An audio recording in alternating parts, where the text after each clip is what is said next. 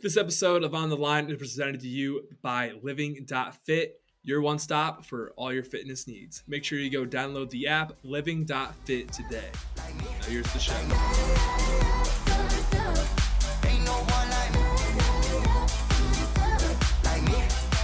Welcome to On the Line. Today is Tuesday, June 7th. We got a great show for you guys. If you can't tell, new design layout if you're watching on YouTube, but we got Adrian Yanez on the show. Awesome interview with him. I don't know why, but all of a sudden we've kind of been getting a little deeper in our conversations. I don't know, just kind of go with the flow, and this one went a little bit deeper, but fun interview. Once we wrap up with Adrian, we go into our winners and losers of the week, our bonus performances for this past weekend, and we wrap up with a little NBA talk. But first and foremost, if you're watching on YouTube, hit that subscribe button, listen on Apple, Spotify, Deezer, Stitcher, or any other podcasting platform. Hit that follow, maybe leave a review. But without further ado, let's go on into Adrian Yanez. All right, we are joined by a very, very, very special guest. We are joined by Adrian Yanez. My man, how we doing? Man, I'm living life, man. That's like the motto I kind of been living by. Everything's been a blessing as of late, and I'm honestly just ready, man.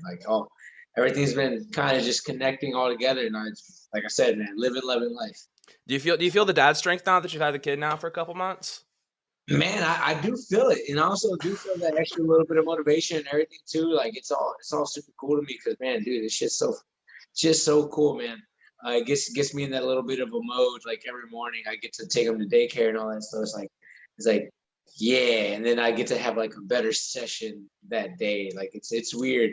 Like I don't know if I'm just getting stronger or if I'm just like putting up higher numbers or whatever. We'll put it on the dad strength. So, and another thing too is like, this is another question you're probably going to get. There's a couple questions in here, like, gotta ask, but everyone's going to ask it a million times. You're going to hear it a million times, but how's the ear? Man, the ear's good. Actually, you know what's crazy? So this one looks worse. So I have cauliflower in both ears now. So this one's worse. This one happened before my Gustavo fight. And this is the one that happened during the fight. But now I'm starting to get it a little bit back up top, because I've been grinding, a lot of heavy grinds. So I got to redrain it. So overall, aesthetically, before I started getting this ear, started filling back up, this ear aesthetically looked better than this ear. But this year, I was able to put like AirPods and all that stuff like with ease and like still be able to keep everything in. This side, yeah, like I try to put AirPod in, I try to put the ones that like fit, those gummies that fit into your ear. Yeah, I don't do it anymore. I got to do the head over ears now, so that's the sucky part. But overall, I'm still kind of proud, even though they look shitty. When'd you first get the first cauliflower? I know that's kind of like a sign of being a real combat sports athlete. You know what? I started getting it after my first my UFC debut. After that, since I've was able to train 2 times a day and do a little bit more, like it just started happening out of nowhere. It just like legitimately out of nowhere, it just started like happening. I don't even really like recall like when exactly it happened, but I just know it was like for my second fight, going into my second fight in the UFC, that's whenever it started building up on this side. And then in that debut fight, this year was perfectly fine until like that fight. I don't know if there was like a small little rupture already that he just exposed after hitting it, but that's how that would move up. But it was like the last 15 seconds of that fight that just went. I know, it was kind of crazy. It's kind of all of a sudden you're like watching the fight, all of a sudden your ear is just like a fucking balloon. It was just nuts. Yeah. Honestly, could you feel it? Could you like feel it like ballooning up, or is it just kind of one of the things where you looked in the camera and was like, oh shit? No, after a while, like I looked up and the camera, I was like, wait, what the fuck? Like I was like, I legitimately was like my reaction, like whenever they had they zoomed in on me, that was my like first initial like actually just looking at it, because I didn't really even like take it into notice. I just got down. I had my moment, and then after that, then I saw my ear, and I was like, "Oh shit, that's my ear! What the fuck?" That was my first genuine response. And then after touching, I was like, "Damn it!" A part of me was just kind of like, in that moment, I was just kind of like, "When did I get this?" Because if I got it like in that first, like, because I don't remember it even happening. I just remember just looking up and being like, "Holy shit, what the fuck?" And then, honestly, to me, like I kind of wish like it popped a little bit during, so it would have been like an easier, like, oh, just stitch it up. That's it. But nah, I think the stitch up would have been a lot faster healing than what this took than the regular cauliflower because that shit took like fucking forever. Like it was like consistent magnet draining. Then like when it first initially was draining it, that was like the hardest part because like after you drain it, you had to immediately put the magnets in because if not, you had the little air socket or little air pockets in there that the blood would start filling up at, and it was just a constant thing. And the magnets, the high powered magnets I got, man, were just like fucking awful, man. Like I just hated them after a while. Like, yeah, to the point where like now, like I have lighter magnets for this. I drain it, but again, like if I had to have something on there, but since I was out doing things and like cornering my training partners today, like I had it off, and now it's already refilling back up like that, little by little. So Oh shit, I gotta that be safe about sucks. this. Yeah, for Yeah, real. Because I mean, that could happen like when you get into the fight then next Saturday. I mean, who knows? He gets one good yeah. punch, it just balloons up again. Are you a little nervous about that? That it might balloon up again? Nah, honestly, if I'm being 100% honest, if it balloons up like that, just pop it. I'm just ready for it to pop. Honestly, Maybe like maybe like lean in a little bit, like, hey man, like help me out real yeah, quick. right here, just pop it, bro. Just Like, here you go. yeah, but that, you know, but to me, honestly, like it doesn't really, it's not at the forefront of my mind because there's so many more dangerous things that can happen. Like, yeah. Yeah, So there's a to lot me, worse. There's a lot worse. yeah, Yeah. a lot worse than here. Because man, like me knocking him out, and then on top of that, getting a performance bonus and all that stuff. Like to me, would just like be like, all right, this little ear pain for that. Like, yeah, I 100% would do that. I'm very, very worth it. We'll get to the fight here in just a second. I know it's like one of the most biggest thing about you is you're a big Dr. Pepper guy. You're big into Dr. P. Have you even ever tried the diet Dr. Pepper variation, or you're like, nah, I only have one place in my heart, and that's just for the original flavor? Man, yes and no. I think I've had like the Diet Dr. Pepper like years ago. But like that's how long it's been. It's been like so long I can't even like tell you how many years it's been. Like, it's been a while. Damn, I always thought that was Well, like the closest one to like the original flavor. yeah, well, actually been what's been curbing my cravings on it and like curbing me from like not even wanting like not like being able to be like, oh man, like I don't crave it is they have this thing called Zevia. So it's zero calorie drinks. They're just sparkling water and all that stuff. So it's just Oh yeah, yeah. like they have one called Dr. Zevia, and I'm just like, this will do for right now. I do want all the sugar and diabetes from the actual Dr. Pepper, but at the same time, this will do for right now. So fountain, bottle, or can? Which one do you prefer of the Dr. P? So me, I do love the bottle, but at the same time, like the actual like glass bottle has been like hitting the Oh. spot to me. Like, oh yeah. I don't think I've So ever had. I've never seen a glass bottle of Dr. Pepper. I don't think I've yeah, ever seen it. it's a little bit smaller, but it's kind of worth it in the taste. It's kind of worth it. Like I don't know what it is about like glass bottles, like a Mexican Coke. It comes in a glass bottle. Yeah, To me, I don't know why, but it just tastes so much better. It tastes so much better than a regular Coke. I know exactly I what don't you know mean. Yeah, I don't know if that's the I don't know if that's the thing. Just put it in a glass bottle, everything tastes better instead of this plastic. maybe it doesn't like mend with like the full. It doesn't mend with like the metal, or it doesn't mend with like the plastic. You don't get that aftertaste, and the glass keeps it like pure. Maybe that's what it Yeah, is. I don't yeah, know.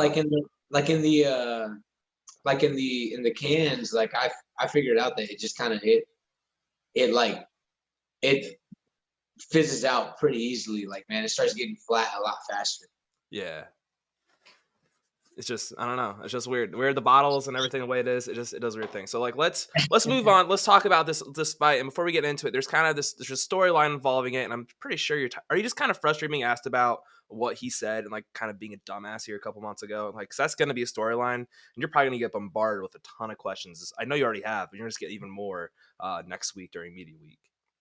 Yeah, man. Honestly, I'm like, I really, it's like I don't know. I think the worst part about it, like I can understand like being in the heat of the moment and all that stuff, but the first thing that you do is automatically kind of just like go to cancel culture and everything, and just kind of like not even apologize like that. Like your first response is like, hey, like heat the battle, I'm sorry, but also at the same like he just kind of just went like it's all cancel culture.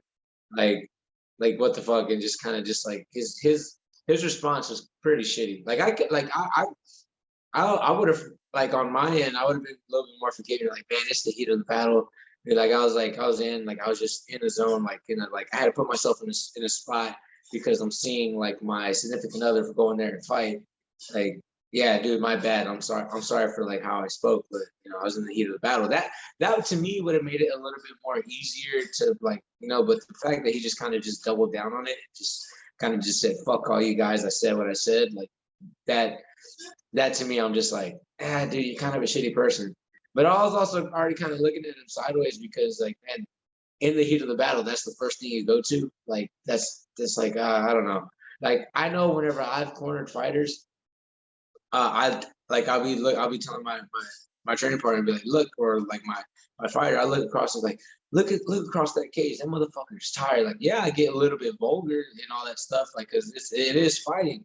It's like you go out there, you starch this motherfucker right here. Like you gotta go out there, you gotta like I get vulgar like whenever I have to, but never like have I been like that Brazilian guy or like this, like no, it's always been like general, like, man, you see that guy, you got to go out there and finish him and all that shit. Like it's basically just that type of stuff. I've never like fucking in any of that. Like I don't understand like I don't know. It's It's just so, it's fucking so fucked stupid. up. In 2022, we shouldn't have to be like dealing with this kind of stuff, and like it's just a shitty storyline that you've been dragged into now. Yeah, But it's it's also kind kind of of a like, nice storyline though, because now you have so many new people like in your DMs, like, dude, just kick his ass, please. Like, oh so you have yeah, that for you at least. yeah, that's it. Honestly, that's kind of like the best part about it. That's the best part about it is I have a whole bunch of Brazilian fans hit my DMs and be like, knock this motherfucker out. Like I had a guy that sent me a voice message. He sent me two. He sent me one in Portuguese and oh he sent me one in English. And I could kind of understand the Portuguese one because it's like their Portuguese is kind of similar to Spanish, so I was able to catch here and there. But it wasn't anything nice to say about Tony Kelley at all. But the next one, he was like, "Just knock him the fuck out, bro." He was like, "Yeah, I need you to knock him out, bro." I was like, "Yeah, all right, I will." All But right, that's a game plan. yeah, yeah, that's it. Just knock him out. But like just even with everything going on, like to me, it's just like it's like it does add a little bit extra eyes onto the fight, which is on my side is kind of cool because like I already planned on performing in front of everybody. Like now it kind of has extra eyes and attention for the wrong reasons, but everybody's going to be tuning in to see the result for the right reasons, seeing me knock them out and everything. So I think that's going to be like the saving grace behind this whole situation is like me just knocking them out. So I think that'd be pretty cool. Like It's a little blessing in disguise. It's a little blessing in yeah, disguise. knock It's them a out, real shitty knock them out, situation. Yeah, get 50 G's, and just yeah. be like, hey, this is for y'all. Doesn't change the fact that I've always wanted to knock them out anyway. So it's like it's just like, hey, it's an extra boost. It's like getting it's like yeah, it's like getting like you're a boxer and just getting another pair of boxing gloves. That oh shit, these are fucking nice. That's exactly how it feels. Weird. Oh, I got have you new boxing gloves. Have you thought about bringing anything like anything Brazilian to like either like the face offs or anything like that? Like maybe paint your face like in the Brazil colors or anything like that, just to go into space. Got a little, I don't know, a little fun with it. I wanted to have a little bit of fun with it, uh, but at the same time, I'm just like it's not really me. I kind of say it's like it's not really me. Like I like it's kind of just like I'd be putting myself out like in a different sense, and I'd kind of feel like I would be like almost like kind of like selling out for like all this and all that stuff. Like yeah, of course I think everything they said is wrong, but I'm not gonna go in and just like kind of like how can I say it, like kind of pander. I don't want to pander to any of that stuff. So it's I don't want to go out there and just be pandering to the fans. Like if they love me, they love me. Like if they love me because I knocked him out, then fuck yeah, like 100%, that's super cool. But I'm just not gonna double down and like just double down and be like, oh, like this is Brazil. Like of course, yeah, like I love their culture and everything, but I'm just not gonna be the pandering type. I love that. I love that.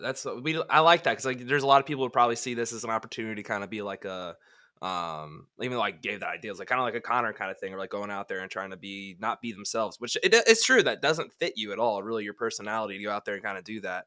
You in the Yeah. past, you've just been friends. But most of the time, you're always cool with your guys after your fights. I'm assuming you're not going to get dinner with Tony Kelley though after this fight. Yeah, probably not, man. He called like there was like a bit of a like when the way that this kind of fight kind of actually ended up happening was like he called me out. So I'm like, a part of me is just like, you called me out, so you think you can beat me, and like you want to cause physical harm to me. So I'm like, I at times, I kind of think about it. I'm like, man, that like whenever I think about it like that, I'm just like, nah, fuck this guy. Like I gotta go out and fight this guy. But also at the same time, like every other fight, like the fight with Randy, the reason why that was such a like a cool interaction was just because the fans pretty much made that fight. And then this fight, my next fight with Davey, like he just happened to be just such a great guy, Yeah. and everything. And my second fight with Gustavo Lopez, he was kind of online. Like he's cool, like he's cool after the fact, but like before the fight, he was talking shit, saying who is this kid? Like who am I? Calling me a kid and all that shit, bro. Like I'm a fucking man. Like, and then the other guy, Victor, my debut, that one to me, like that one threw me for a loop because that guy was just like he was like trying to intimidate my one of my corners and like my training partner and all that stuff. So I'm like, never talk to that guy again. But yeah, for sure, Randy and Davey, like for sure, have been like the nicest guys I've come across. And but Tony Kelley is definitely, I don't think he's one of them because he went out there and called me out. He's kind of doubled down on like wanting to fight me, and then next his name pops up, and I'm like, let's get that fight. Uh, initially we're trying to look for someone a little bit higher in the rankings, but I was trying to get a fight since February, and his name was the only one that was there, and I was like, man, I'll take that shit, like I'll take it, like give me that guy. And then next thing you know, the fight was booked like about a week later. So shit, we're here. Here we are. I feel like you're in that awkward position too, like where you're like right below the rankings, but you're like good enough to where like if people want to like they want to get into the rankings, you're like not the fight they want to take because they're like this is a risky. You're fighting a guy who like will be ranked at some point. So what's the point of fighting a guy like that and taking that risk this early? Like you know what I'm saying? Like I feel like it's Oh gonna be yeah, hard for you to get a fight right now because of that, like that little position you're in. it definitely was for me at this point because like we had like we were looking for two names, and for me the reason why it was two names was because like again they called me out. Like I had like initially I had three names on my list, but one of them got booked. One of them got booked for no, Sean O'Malley got booked with Pedro, and the UFC for some reason didn't want that fight right now. So I was like, all right, cool. Like legitimately, we were both asking for the fight, but they were like, no, not that fight right now. We want to do something else. So they booked Sean with Pedro, and then with me, I was like, all right, cool. Like, well, three of the names that have called me out, one of them's unavailable. Well, I saw that Nate Maness and Tony Kelley were free, or like were names that I was like, all right, they both called me out. How about those two names? Uh, we ended up trying to push for a Nate Maness fight because Nate Maness is like right there with me. He's neck and neck with me, which a win over him would have put me like at number 16, probably number 15 if I knocked him out, you know? And Tony Kelley for me is like taking a super step back to like number 40, like to number 40 and all that. So it's like kind of like it wasn't a fight that's really gonna push me forward. Like if I'm gonna be 100% honest, this fight to me is just because he kind of called me out. Like I want that fight because he called me out. It doesn't do anything for like my career in a sense. I stop him. Of course, it's gonna put me at 5-0 in the UFC, but it's not positional wise. It's probably just maybe might just move me up one if anything. Because he's so kind of early in the UFC career. He's like 8-2. Which is like it's a good record, but it's not like a high number. Like Nate Maness was 15-1. He's a stud. Wanted to knock him out, put him at 15-2, so that put me even higher. So that's a really good name. So that name would have brought me more traction because he's such on a roll. I think the one thing Tony's never been knocked out though, so I do think even though like in terms of rankings and things like that, it may not move you up. I think knocking him out though will speak wonders of the power and just the precision, all the other kind of stuff, and the striking ability. Because yeah, he's never been knocked out. You'd be the first one to knock him out.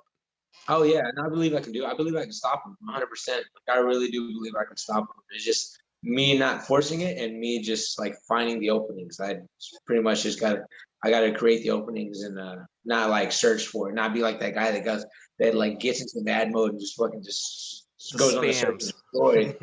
Yeah, tries to go on the search and destroy type stuff. Because Tony Kelly's really good at shutting those type of guys out, you know. And I feel like my cleaner striking is going to be the difference maker in this. It's really established being one of the best boxers in the bantamweight division, if not the best boxer in the division. So that's another Oh, opportunity for that. Oh yeah, and so with this fight too, this is a fight of a lot of firsts. It's your first fight in front of fans in like 3 years. It's also your first fight in the UFC in front of fans, but it's also your first fight in Texas in the UFC. Which one are you more excited about? man, it's a mixture. Honestly, like just the fact that it's in Texas to me is just amazing. Like, because I've been jumping up and down for a fight in Houston, and the fact that it hasn't happened, it's like kind of like ended up not working out. Like, because the first time around they were going out, like I almost had that spot. Like I was legitimately, I was like after my fight with Gustavo, I went directly back into training camp and was working towards it because we're like there were some fights that were going, and a couple fights had dropped off, and we were even thinking about doing it, fighting at 45. But what ended up making that first fight in Houston not happen was because Randy, since he smokes and in the state of Texas, smoking is like considered like a banned substance and all that stuff, banned drug. He would have popped and he would have probably would have gotten like a suspension and all that stuff. So that didn't work out, and then nobody else was like kind of popping up or anything like that. So that kind of sucked out for me.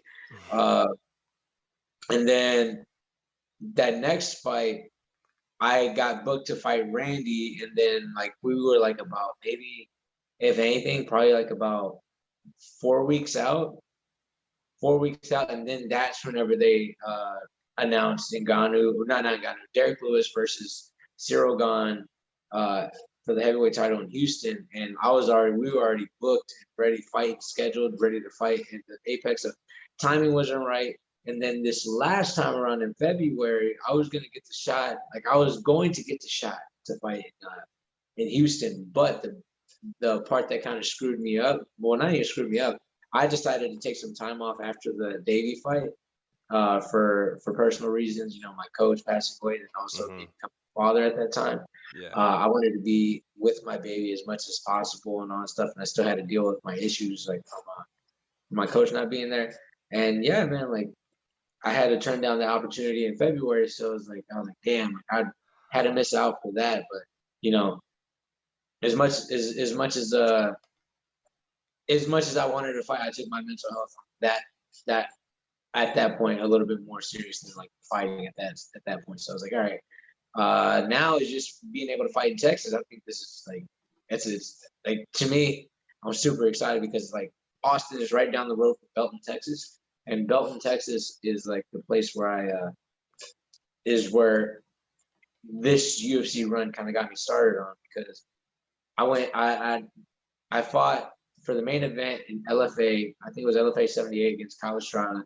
Had a banger of a fight that night, and down the road is Austin, Texas. So, like the fact after that fight, I fought on the contenders. Then I had I'm 4-0 in the UFC, and now like I'm like pretty much like down the road from where it all kind of kicked off. To me, it's kind of like almost like a symbolic type of deal of like, bro, like this is amazing. It's like I'm super excited.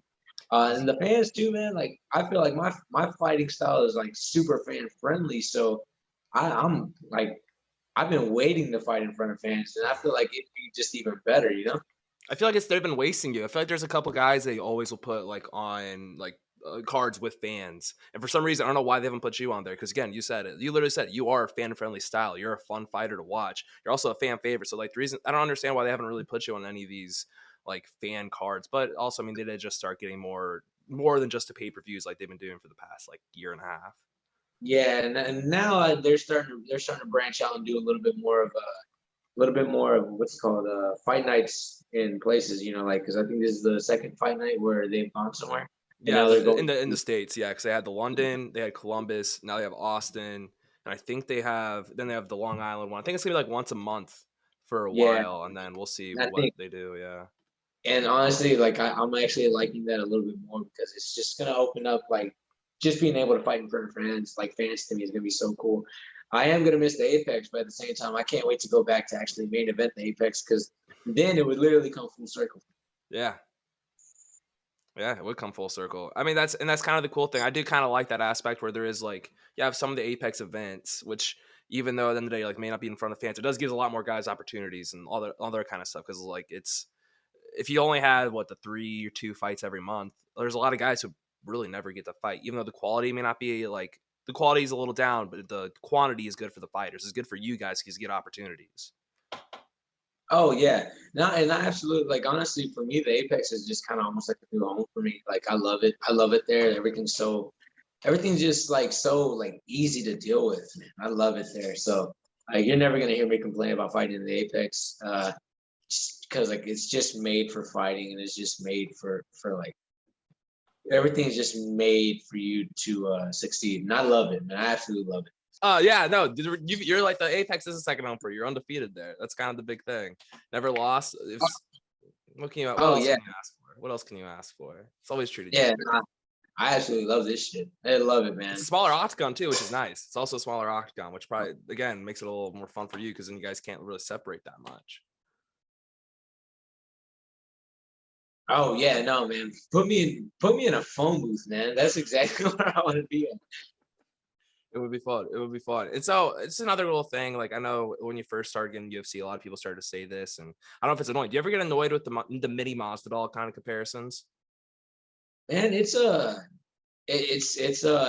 not annoying, but it's kind of just like more of like, like, cause I'm like, I'm just like, yeah, I am my own person and shit, but at the same time, like, I do respect the compliments, I do respect it because like I do love his fighting style, especially whenever he was coming up and then kind of like going on that resurrection stuff, and he was just like started starching guys. I thought that was so cool. Like man, like the guy who kind of reinvented his career like 10 times over. The guy has come back like consistently and all that stuff. Like he's kind of never every time he's kind of had a loss, just came back and just won. And he's came back and like did some good things. So to me, I like I like it.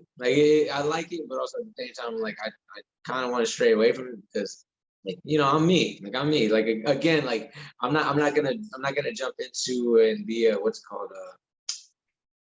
I'm not gonna go out there and try to pander to anybody. So like to me, I'm like, yeah, like I want to show everybody who I am.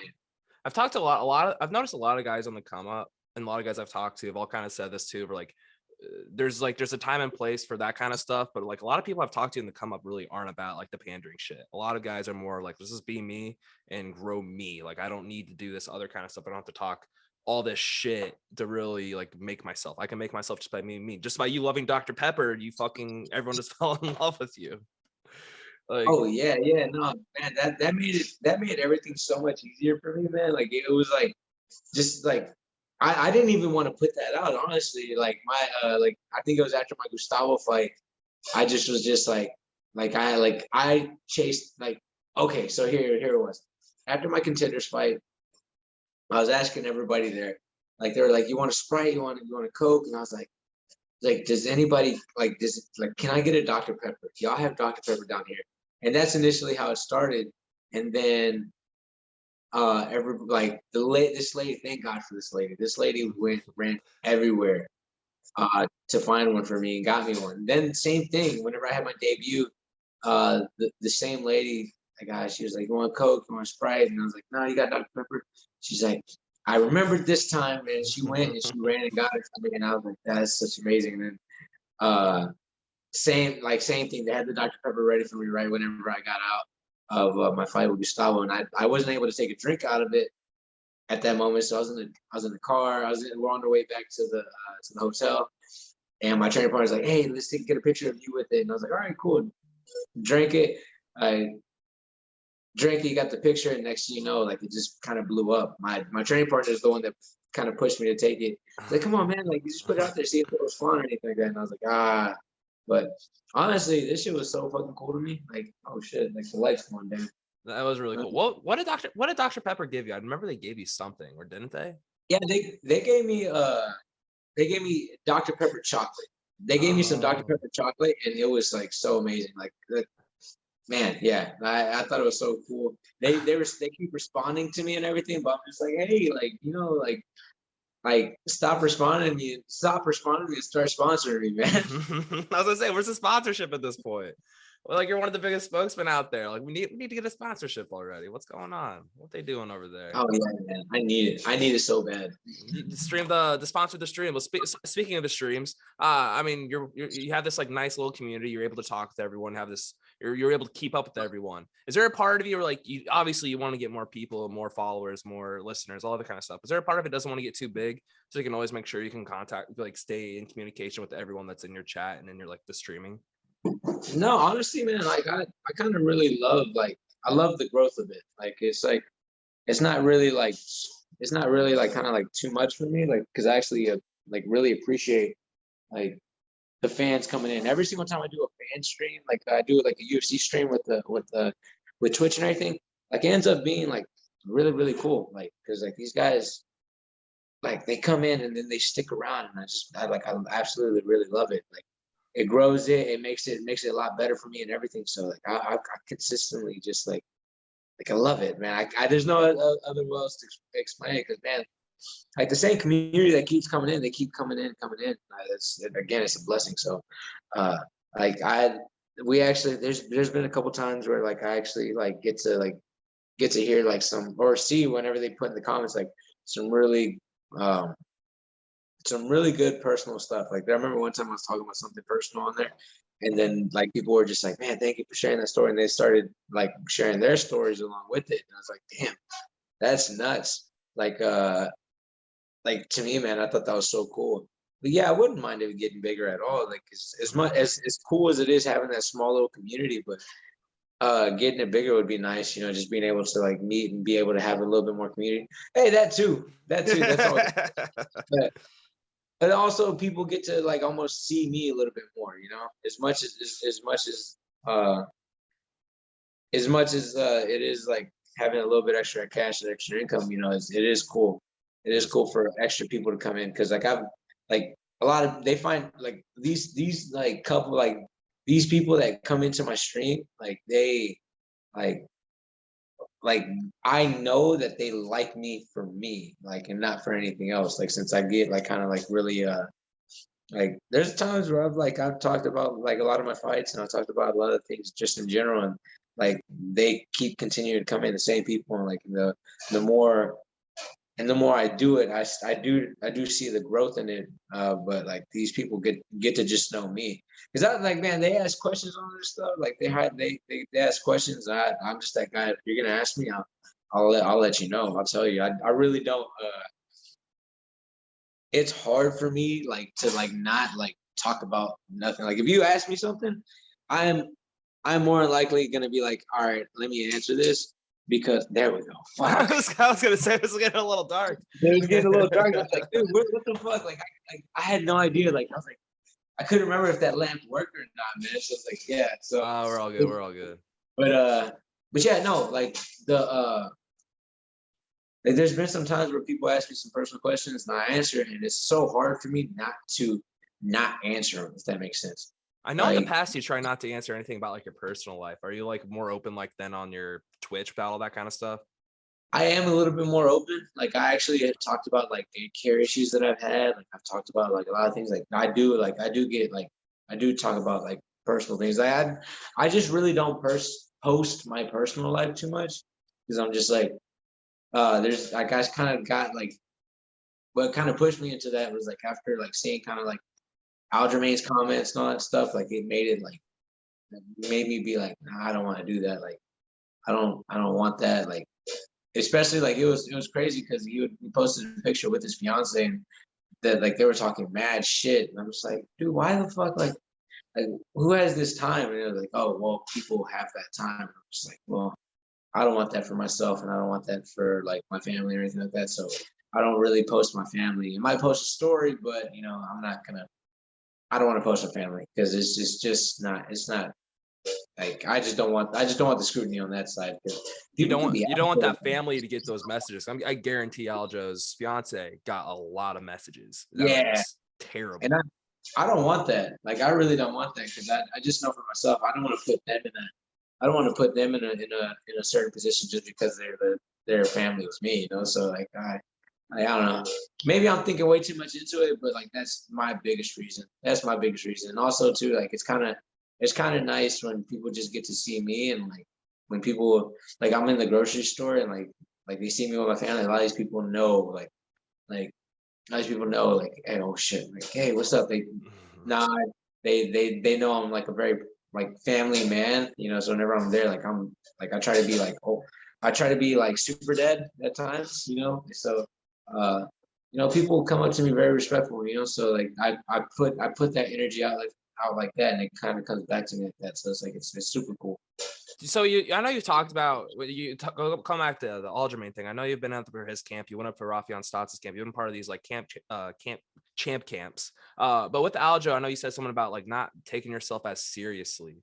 But in the past, I feel like you haven't really done that. Do you mean like you just don't take like, for instance, like internet comments and like not taking that kind of stuff more seriously? Is that the kind of stuff you're referring to? That, and also like, man, like I was I like in camp, like I'd be like thinking like like how can I say it? Like I was like always thinking of the fight. No matter what I did, I was always thinking of the fight. Like I'd I shit like it's weird to say. Like I never gave myself a break. I never gave myself like a break from even thinking about the fights.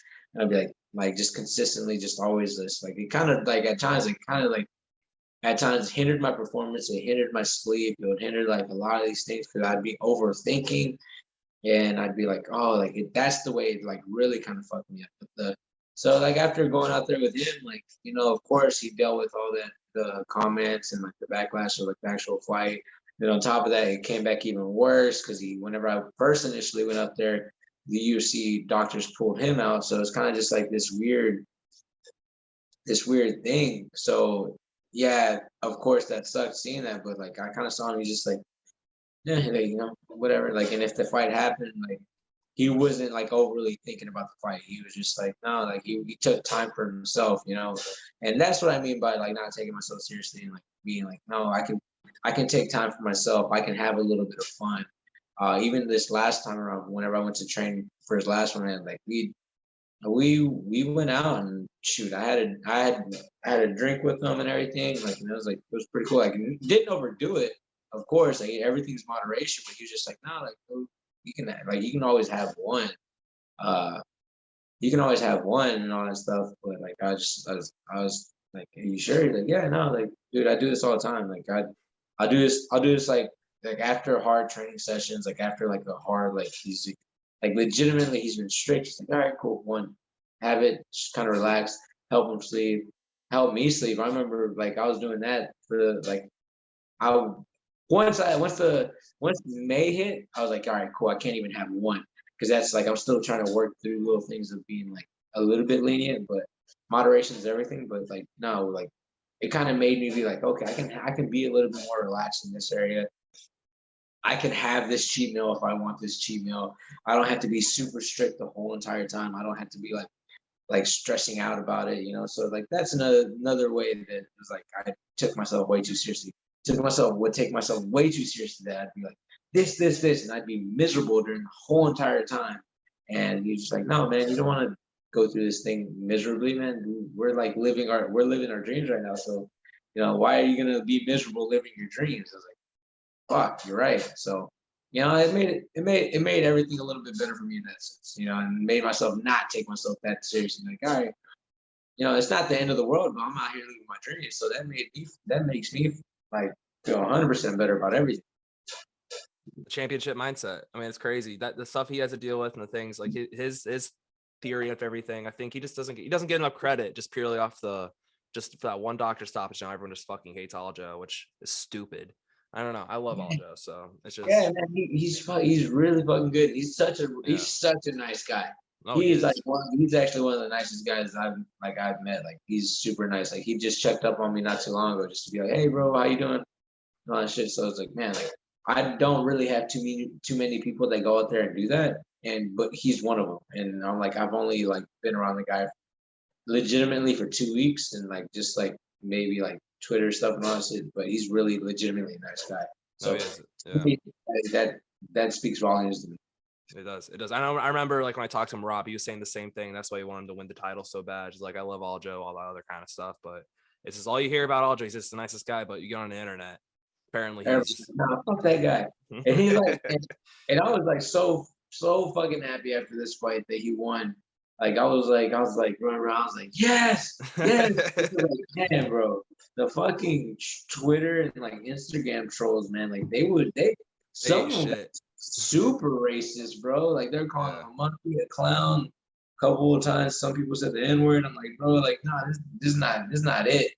This is not it, bro. Y'all are idiots. They're crazy, man. It's just like we've grown up in this era where you can kind of not say whatever you want and not have consequences, because there are consequences. But a lot of people think they can say whatever they want and just think it's cool, but it's really not. Look at what Tony Kelley did. Now like you have all this attention now on the fight because he said some stupid shit you're not supposed to say in 2022. All right, man. So we've kind of gone on a little bit longer than I anticipated, but hey, got to keep it going. So I have one more question before I let you go. Obviously, you're not going to say your loss. I think you're gonna say it's a knockout. But how do you see this fight playing out into the knockout? Man, I feel like this is going to be a really good fight. Like I 100% think that there's going to be like something that the fans, even though the fans might not like him right now or anything like that, he comes to fight every single time. So to me, I feel like this fight's going to be either a fight of the night or performance of the night for me, just because of his style. He's going to come in. He's another Davey Grant to me, but you know, I feel like Davey Grant hits way harder and everything. He might be a little bit more of a technical fighter than Davey Grant, but it's just going to be another fight of the night, man. Because I'm not backing down. If he wants to meet in the middle, I'm more than happy to oblige him in that. And I'm so ready to like get him in the chin and just ready to drop him, have my hands up, be the victor in my state of Texas. So I think that'd be amazing. Feature prelim knockout incoming. So yeah, that's got to be. Was Davey Grant the hardest hitter, by the way? Another real quick round question. Was he the hardest hitter? Davey Grant, yes, by far, yes. Okay. That he punched me in the throat. He punched me in the throat, and I remember like I think going second round, going into the third, I had a hard time breathing because he punched me in the throat. Like I had a hard time catching my cardio, like getting my wind back. And then after that, I kind of find out that I can't do any high pitched noise because of like that punch. Fuck me up. Still, yeah. Damn, that's long term effects. You got the ear effects. Now you can't even do high pitched voices. Yeah, fighting Davey Grant is dangerous, bro. It changes your life. Never be the same after fighting Davey, and you're never the same after fighting you. So, my man. So before I let you go, if there's anyone you want to shout out, feel free to do so. Man, thank you for the platform, man. It's amazing. Thank you so much. Honestly, big shout out. Big shout out to my coach, Sauce Elise. You know, he's not here today, but you know, if it wasn't for him, I wouldn't be in this position I am today. Big shout out to my dad. You know, so happy that I'm about to be fighting on Father's Day weekend, so that's another plus up for me. And then also being a first time father for me as well. It's like cool. It's like amazing. But then also a big shout out to my management team, Meridian Sports Agency. A big shout out to Dukes Up Official. We partnered up and we did a soap collab. You know, they support fighters and making soaps and all that stuff. So it's so cool. So yeah, if y'all have some time, go over to Dukes Up Official, buy yourself some soap. You might actually be able to win some tickets to UFC Austin. I might have leaked that a little bit before they posted that, but it's not coming out until Tuesday. It's okay. Oh yeah. Okay, so perfect. Still, it might even be a little before, but even then, that's fine. I think they're doing a good way. All right, yeah. And also, really quick, what's cooler, being on a bar of soap or being on a card, like a playing card? Man, honestly, both. But the card to me was a little bit more sentimental because I personally never thought I'd ever be on a rookie trading card or card in general. I remember being a kid and getting like getting like a Willie Tavares trading card and being like, bro, this is amazing. Like, this is so cool. I never would have thought in a million years that I'd be on one. And to me, that's like the coolest thing in the world because damn, like, I'm like, I can legitimately turn around and be like, give it to my son and be like, look, I'm on the card. That's so cool. It's so cool. Well, honestly, like these kids nowadays probably don't understand the worth of a card, but No, no, to me, no. like to me, like kind of like back in the day, if you got like an Alex Rodriguez trading card, like the top tier notch, like you're the guy. So I remember always. I used to go to every Colts game. Like my dad had season tickets, so we'd always go to Colts games. And I always get like the rookie cards every single year, just kind of praying and like maybe one of these guys would blow up and have these awesome rookie year cards. Like that was just one of the most fun things. And a lot of these kids just don't understand what it's like to do that. yeah, so to me, like it's a blessing, man. It's still surreal to me. So I'm like a small town kid from LaPorte getting put on a rookie trading card. To me, that's pretty fucking awesome. It's pretty cool. It's pretty cool. All right, man. Appreciate your time. Loved having you on. Okay. That's our boy. We have multiple boys now at UFC Austin. Yes, sir. Not just now we have all the fan favorites. We got Adrian, we got Calvin. I don't know who else you could even need at this point, but we got a lot Nobody of else. nobody else. We unfortunately have like no one for 275, but they're all like international guys. I tried to get Manel Kopp wanted to do it, but he had like his management do it, and Ali was like, "Fuck you! I'm not letting you talk to my people." I don't know. Who knows? Whatever. He didn't really say "fuck you." They said like you have to go through the system and processes, and then I never heard back. It wasn't Ali. It was his assistant. I still like Ali. Ali, please give me your people. But anyway, let's go into bonuses real quick here. I know. Let's go through real quick. My first bonuses are fight of the night. It goes to Askar Mozarov against his record. I think that dude had like 7 different records this past week. It was kind of funny how every day there's a new record coming out. His Tapology is getting updated. Like the UFC had to keep like changing. Like, what's this guy's fucking record? Tomorrow we could find out the dude's like 15-15. I don't know. It's kind of crazy. Just saying, maybe Habib really isn't 30-0. I don't know. I'm just saying this guy's over there. It's a little sus. It's a little sus. There's no tape. Just saying. But anyway, yeah. Fight of the night goes to that guy. Gets all of his records, and then my bonuses just goes to violence and expectations because everyone. Again, we say this all the time. The card looks like it's gonna suck. Doesn't have a whole lot of name value. The matchups will over deliver because at the end of the day, the UFC is supreme. I like matchmaking, and all these fights will be fun. I mean, I don't know how many there are a ton of finishes on the card, but it was pretty fun. It was a solid start for these next like 12 weeks straight of just violence. So that is our performance bonuses. Harrison, what are your thoughts? I know you were watching a little bit for once. Yeah, I mean, it was fun. It was violent. Like nothing better. Just caught a few glimpses in between, like working my shift, and saw a few nasty punches, saw a few nasty kicks, and that's all you can ask for. Friends of the program, 2-1. Demon Jackson, Odie Osborne representing. Trezano put on a hell of a fight. He is 50K. He could get his 50K for fight of the night. He had his moment in the first round, but Almeida, man, he's dangerous. He's dangerous, but it is what it is. We'll talk to Mike eventually before his next fight.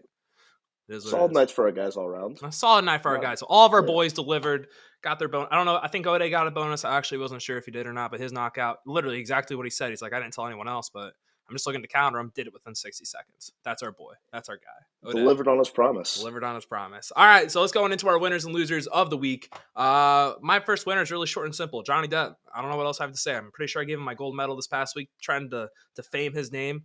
Now he's going to be back and starring in Pirates, I'm pretty sure, here soon. So shout out our boy Captain Johnny. Jack. Winner. Huge winner. They'll always remember that day is the day they almost caught Captain Jack Sparrow. Harrison, your gold medal. Or not gold medal, your first winner. Your first winner. Yes, sir. My first winner goes to the young gun for the Philadelphia Phillies, Bryson Stott, because he had himself a hell of a week. He got called up, and in his first game back in the majors, he had like 1 or 2 games at the beginning of the season, hits his first career home run. Then, yesterday, 2 days ago, he steps up to the plate with the Phillies down 1 in the bottom of the 9th, hits a 3-run dinger, makes a kid's day, walks off the series, sweeps the Angels, and looks like the Phillies are back. So, huge week for the young kid, and that deserves a winner spot for me. Okay. My first loser, Kobe Bryant. Now, before you attack me, if you're not in the world of basketball, you may not know what's going on. Jason Tatum is just going to every depth to guarantee that everyone knows that he was friends with his idol, Kobe Bryant. Wait, he was friends with Kobe Bryant? Apparently so. So if you didn't see, before Game 7 against the Heat, he texted, "I got you." He wore the Lakers armband. He put on a pretty good performance. You know, it is what it is. Then once we get to the finals, he dressed up just like Kobe. What was the other thing he did? And then in this past week, he also he changed his Instagram picture with him and Kobe. Kobe laying on the basketball, him laying on the basketball. It's out of hand. It's really out of hand. He literally went out of his way to make the Celtics, Nike, whoever makes their apparel, make the exact same practice shirt that Kobe Bryant wore when he worked out for the Celtics. That's fucking cringe. And what makes me happy, though, as someone who's been a Jason Tatum denier for the past, 2 months, pick and choose my spots, everyone's turning on him now, and I love it because everyone's like, dude, you got to stop. This is embarrassing levels of just trying way too hard. And it's just I think we said this already too. It's he's kind of it's you're trying too hard to use this guy's death as a way to further yourself in a way to give yourself a bigger platform. Come on, man. He's been dead for a couple years now. We get it. He's your idol. Maybe the armband, the text, cute, all that, whatever. But the fact that you sent that text and then sent it to ESPN shows it's all about you, dude. That's you don't just accidentally send a screenshot to Kobe Bryant to fucking ESPN. That's intentional. That's sus. That's cringe. Don't do that. Yeah. That's so weird, dude. That's oh my God. That kind of shit drives me nuts. But I'm happy everyone's turning on him. But he is 18. I'm sorry. He's 18. He'll learn. Yeah, he's 18. He's a young kid. He's a young kid. He's 18 years old. But yeah, dude, I'm so happy everyone's turning on him, and I don't no longer to seem I don't feel crazy anymore. No, once is cute. You're paying homage to him, but great.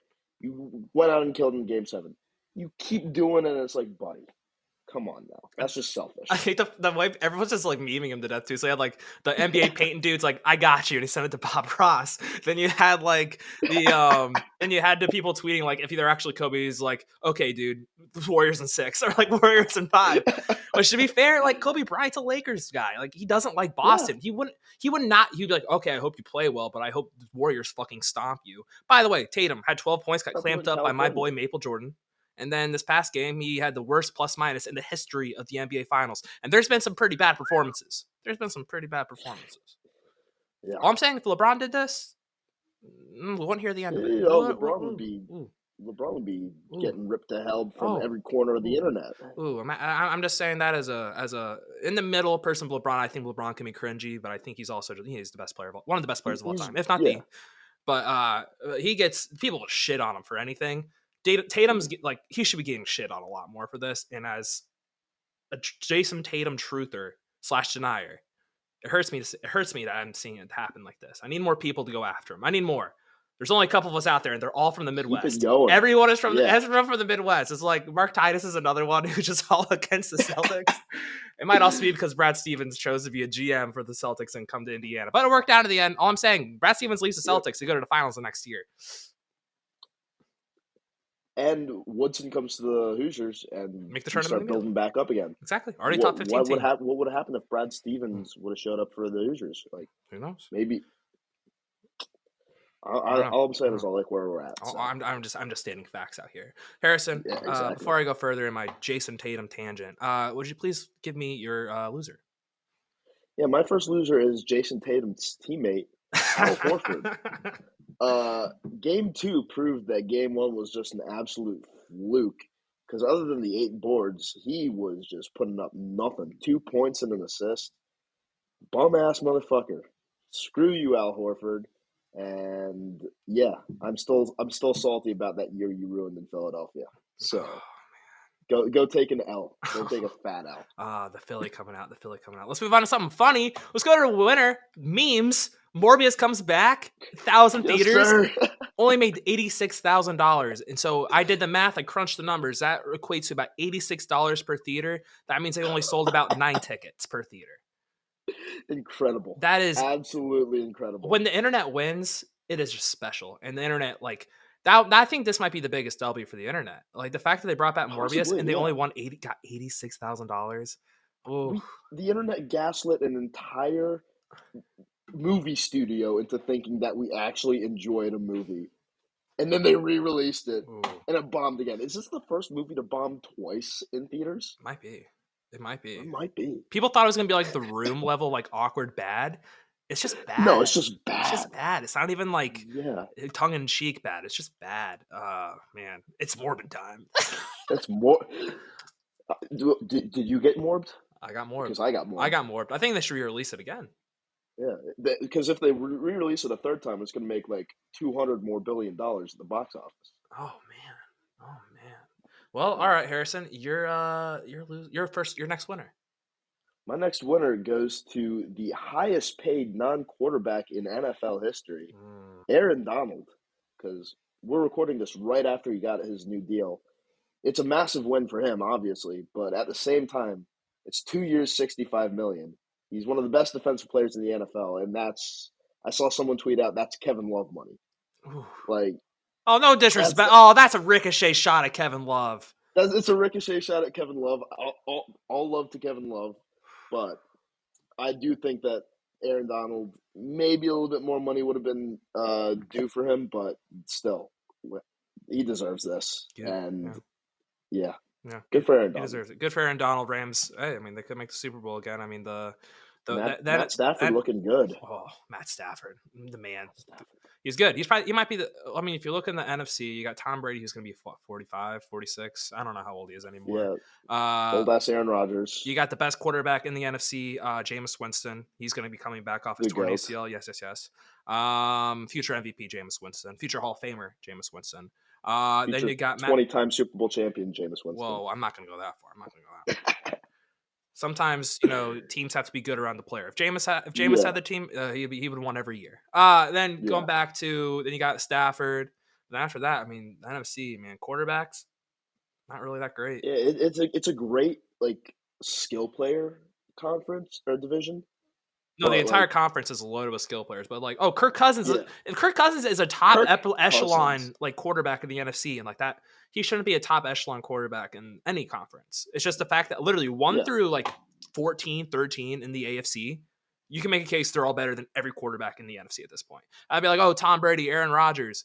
Well, number one, Tom Brady is he's getting old, dude. At some point, I don't want to say he's going to fall off the cliff all the way, but dude, at some point, it wasn't as if he played great towards the end of the year last year. And then Aaron Rodgers, he can't win. He can't win in the playoffs. I like Aaron Rodgers, but Devontae Adams has been demanding, apparently, low-key, been demanding to go play with Derek Carr for years. That's not a good look. Wow. That's not a good look. Not a good look. That's a horrible look. That's a terrible look. So let's move on to shout out Matt Stafford and Aaron Donald. My last loser, Sean Strickland.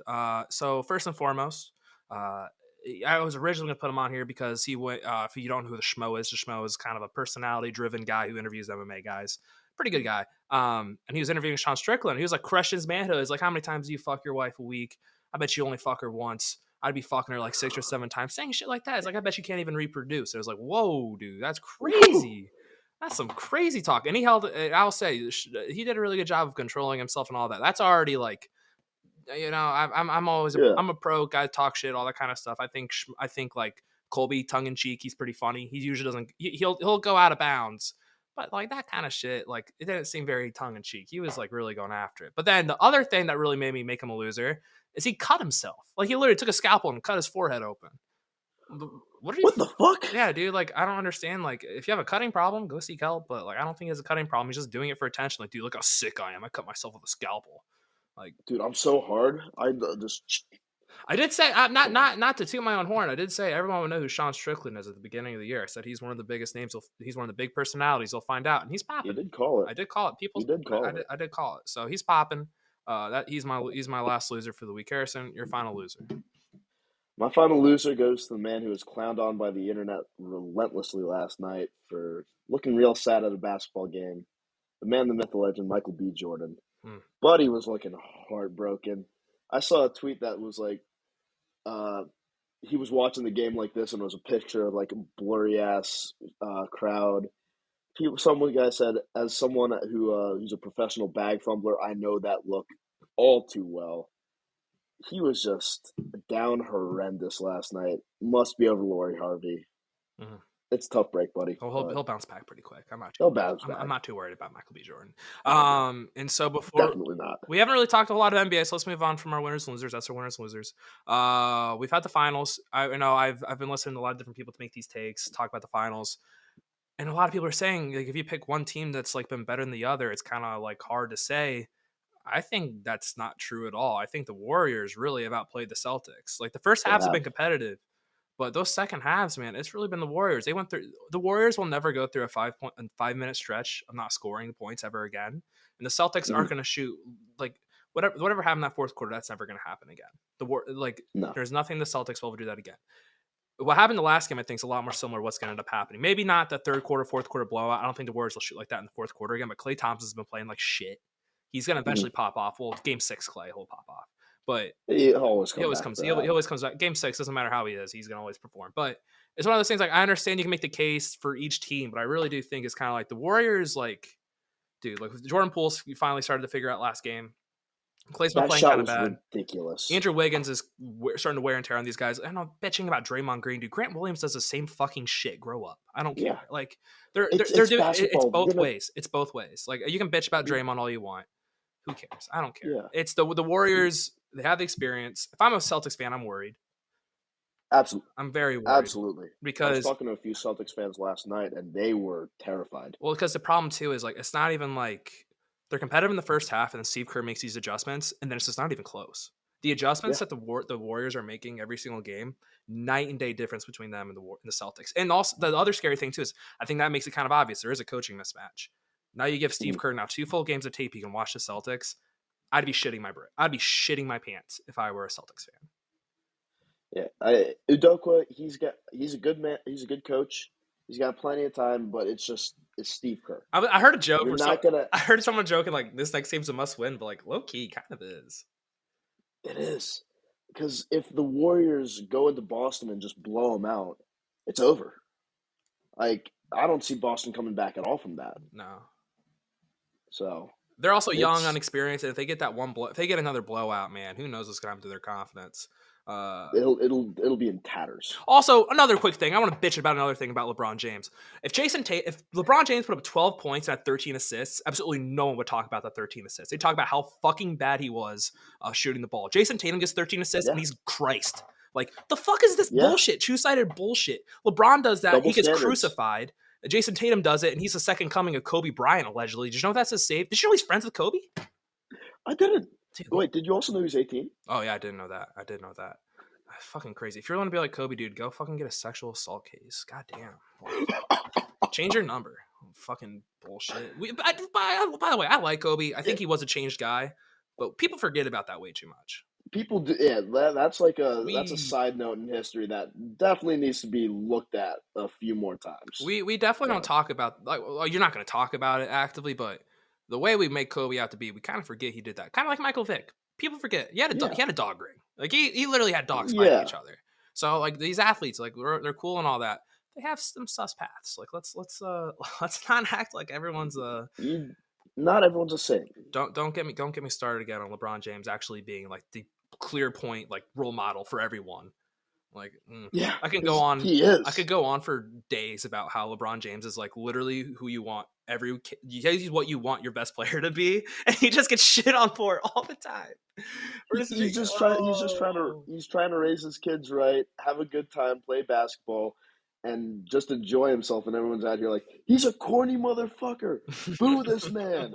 Boo. Where's your crippling gambling addiction? Why aren't you quitting basketball because you might have some ties with the mafia?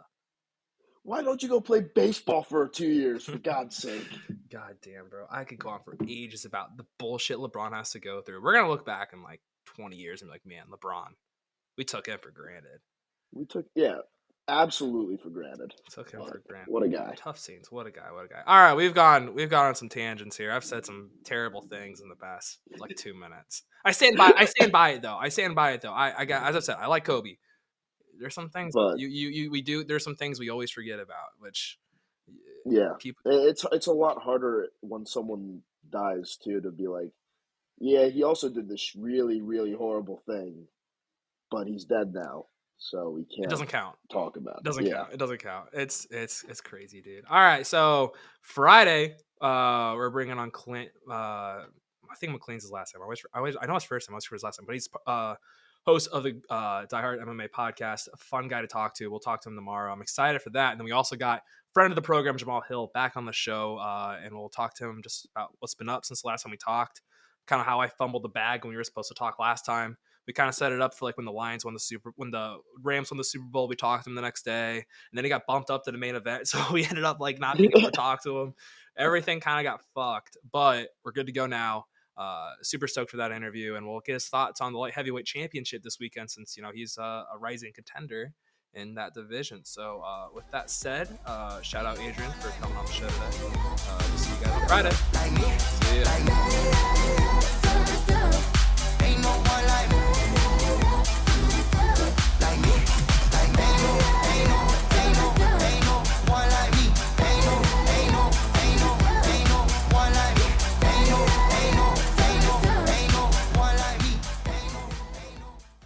Thanks for watching. Thanks for sticking around with me all the way to the end. I just want to once again thank the sponsor of the show, Living.Fit.